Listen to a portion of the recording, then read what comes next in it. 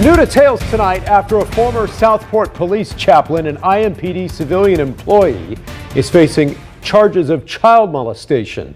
Court documents show that it happened over 100 times, according to the allegations.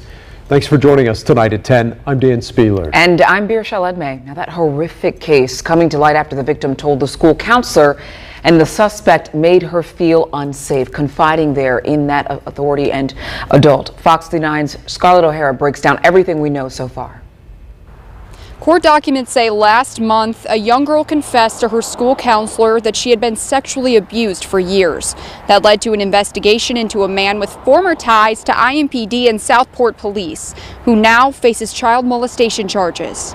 73-year-old Sylvester Driscoll is accused of sexually abusing an 8-year-old girl dozens of times over the past couple of years.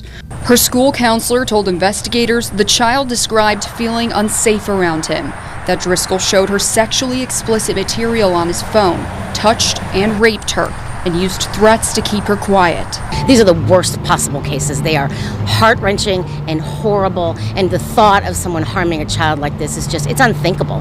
Beth White, president of the Indiana Coalition to End Sexual Assault and Human Trafficking, says when victims are that young, they often react through regressive behaviors the girl's counselor noticed, according to court documents. In other cases, children of that age will become violent themselves, or they'll become sexually inappropriate.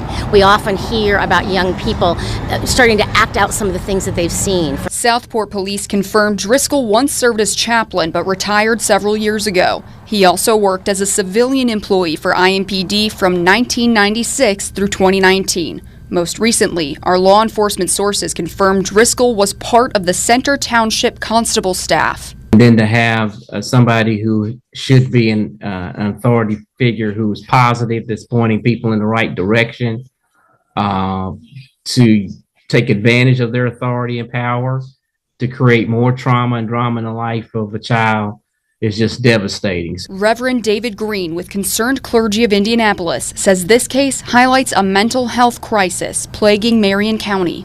It's extremely alarming and frustrating because at the core we should always be protecting our children. The good news, if there is any in this horrific situation, is that the child's come forward, she's been believed, and this person's going to be held accountable for their behavior.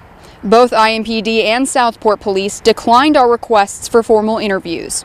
In Indianapolis, Scarlett O'Hara, Fox 59 News.